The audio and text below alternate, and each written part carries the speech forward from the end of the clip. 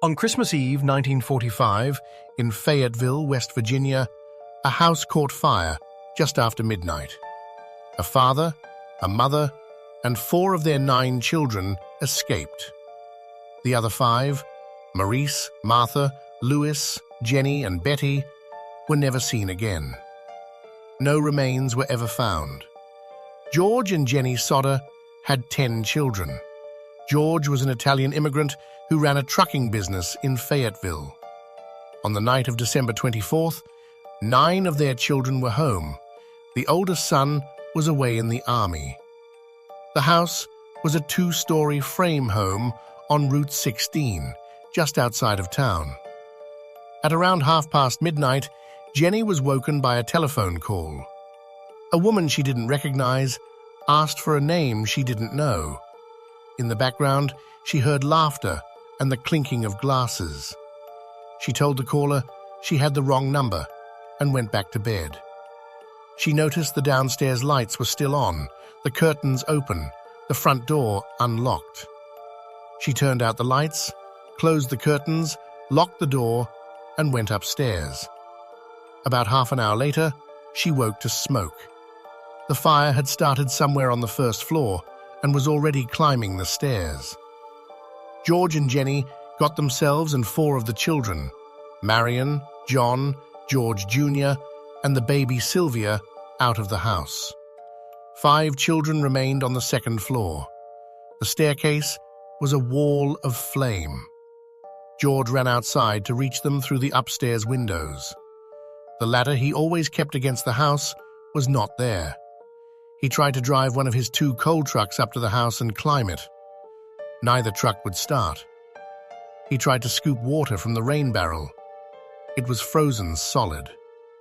A neighbor tried to call the fire department from a nearby tavern. The operator did not answer. Marion ran to another neighbor's house to call. The same. The fire department was 2.5 miles away. They did not arrive until 8 in the morning. By then, the house was ash. A search of the site on Christmas Day found no human remains. The fire chief said the blaze must have been hot enough to incinerate the bodies completely. Just before the new year, the coroner issued 5 death certificates: fire or suffocation. The Sodders never believed it.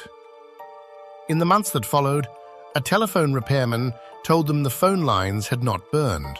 They had been cut. Months earlier, an insurance salesman, angry that George had refused his policy, had threatened him. His house would burn down and his children would be destroyed. A second stranger had come by, looked at the fuse boxes and said, "This is going to cause a fire someday." Shortly before Christmas, family members had seen a man in a parked car watching their younger children walk home from school. After the fire, the reports came in. A woman said she had seen the missing children peering from a passing car the night of the blaze. A tourist stop operator between Fayetteville and Charleston said she had served them breakfast the next morning. A woman in a Charleston hotel said 4 of the children had stayed there a week later, accompanied by 2 men and 2 women. In August 1949, the Sodders hired a Washington pathologist named Oscar Hunter to excavate the site. He found 4 small vertebrae. The Smithsonian Institution examined them and concluded they belonged to one person, aged 16 to 22, older than any of the missing children. The bones showed no sign of fire. The report said it was very strange that no other bones had been found and suggested the vertebrae had been in the dirt George used to fill the basement. After that, the state declared the case closed. George and Jennie put up a billboard on Route 16 with the children's photographs and a reward. It stood for nearly 40 years. In 1968, more than 20 years after the fire, Jennie received an envelope postmarked in Kentucky. Inside was a photograph of a young man.